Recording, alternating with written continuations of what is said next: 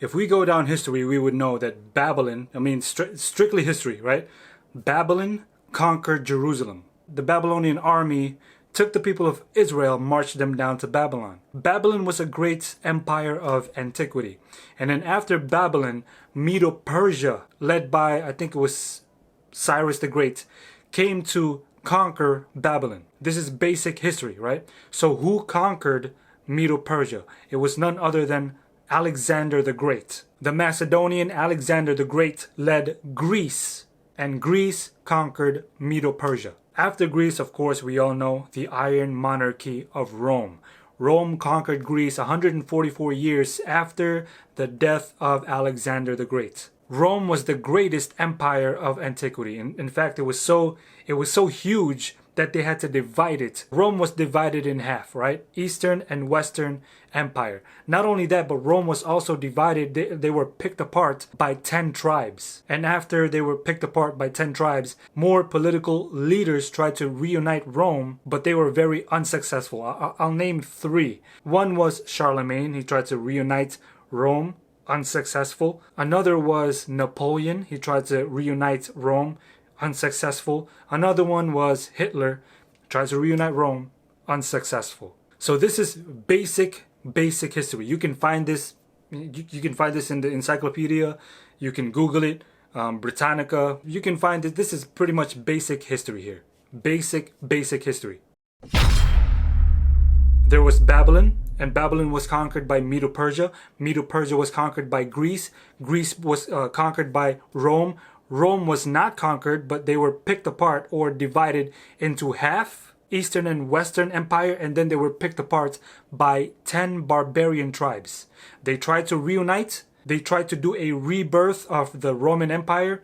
Never happened. They were unsuccessful. Some atheists think that Christians are crazy when they believe in the Bible and when they believe in God. Prophecy, I believe, is one of the best reason why I believe in God.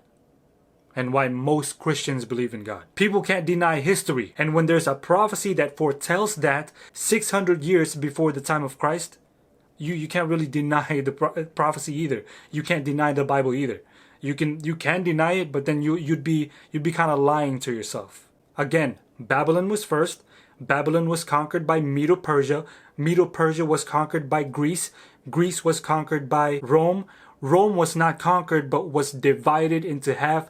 Not only was it divided into half, it was also picked apart by 10 barbarian tribes, and they were divided into 10 countries or 10 tribes, 3 of which are now extinct. So remember that. We're going to see that prophecy is very, very pinpoint accurate, 100% accurate prophecy. Daniel 2. In Daniel 2, King Nebuchadnezzar has a dream. You guys can read this. You guys can read Daniel 2. Don't take my word for it. Read it for yourself. Daniel 2, King Nebuchadnezzar has a dream, and the dream was there was a statue, head of gold, chest and arms of silver, belly and thighs of bronze, legs of iron, feet of iron and clay. Daniel himself said that this statue was a timeline. It was kingdoms. Each metal represented a kingdom. This whole statue was like a succession of kingdoms. Not just any kingdom, but kingdoms that controlled the world. In Daniel 2, you guys can look this up, Daniel himself says that the head of gold was Babylon. So now we have a starting point. The head of gold is Babylon. And then he says, after Babylon, another kingdom will conquer Babylon, and another kingdom will conquer that kingdom, and then another kingdom will conquer that kingdom, and then that other kingdom, that fourth kingdom, will be divided. You guys can look this up. I'm not making this up. Show this here, atheist friends. Babylon was first. Daniel says this was 600 years before the time of Christ, right? Daniel says Babylon was first, and then there will be a kingdom of silver. Well, who conquered Babylon again? Who conquered Babylon? Medo-Persia. And then Daniel says there will be another kingdom. This time it is the belly and thighs of bronze. And this bronze kingdom is going to conquer the silver kingdom. The silver kingdom is Medo-Persia. So who conquered Medo-Persia? Greece conquered Medo-Persia. And then there was a fourth kingdom, the kingdom of iron, the iron legs. Who conquered Greece? Rome conquered Greece. And so that iron leg, those iron legs, was Rome. Now here's the interesting part. Daniel says, now this is 600 years before the time of Christ. Remember, in the time of Christ, that was the Roman era. Pagan Rome, the time of Christ. So Daniel says this fourth kingdom would be divided. Was Rome divided? Rome was divided into two parts, Eastern and Western Empire.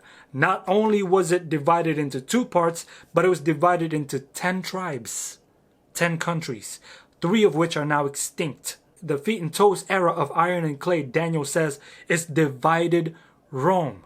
Is that divided fourth kingdom, which we now know is Rome or Europe. Pinpoint accurate prophecy. Pinpoint accurate Bible prophecy. 600 years before it actually came to pass. How can you deny that? Not only that, Daniel 2 says that the feet era of iron and clay, the divided Rome, Daniel 2 says that they are going to try to unite. They're going to try to mix together, but they will be unsuccessful. Again, I gave you guys three world leaders, or three political leaders that tried to reunite or rebirth the Empire of Rome, and they were unsuccessful. Charlemagne was one of them. Napoleon was one of them. Hitler was one of them. They were all unsuccessful, just like the Bible prophesied. Very, very, very interesting. Now check this out. I'm going to give you guys more detail. So Rome was divided, picked apart by 10 tribes. 3 of those 10 tribes are now extinct. You guys know what happened? The Vatican at the time was rising to power. 3 of those 10 tribes, I forgot who they were. I think they were the Heruli, the Vandals, and the Ostrogoths, I think, or something like that. But 3 of those 10 tribes did not comply or did not obey what the church wanted them to obey, what the Vatican wanted them to obey. So what happened was the Pope, the Bishop of the Vatican, the Bishop of Rome, he asked Roman Emperor, I forgot his name. It wasn't Constantine. It was someone else. Justinian. It was Justinian. So the Bishop of Rome called upon Justinian, and he said, "Look, these 3 tribes, they don't want to comply to what I say. They don't want to do what I say.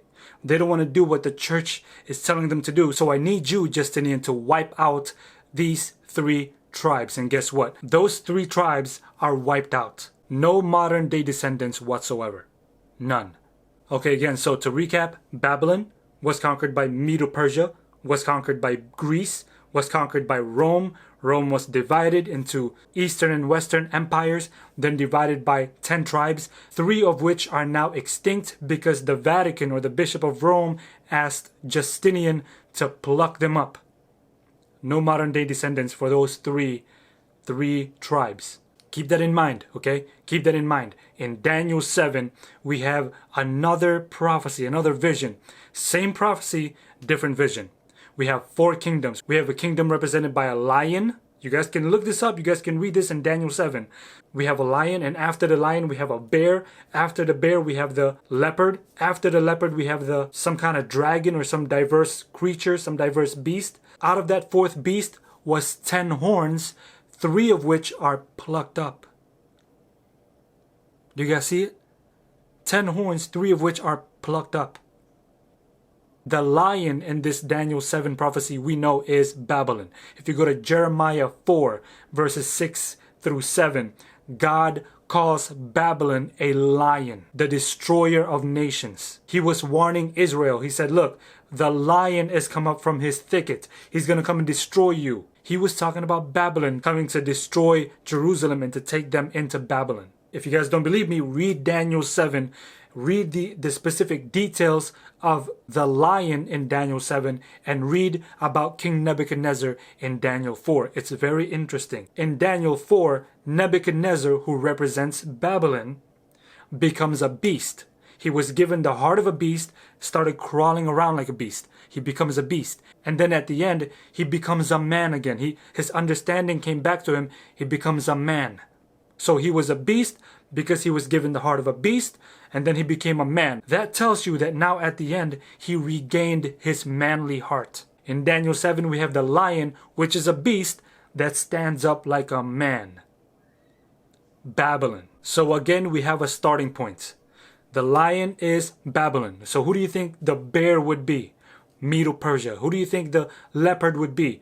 Greece. Who do you think that diverse creature or that diverse beast would be with the 10 horns? Rome.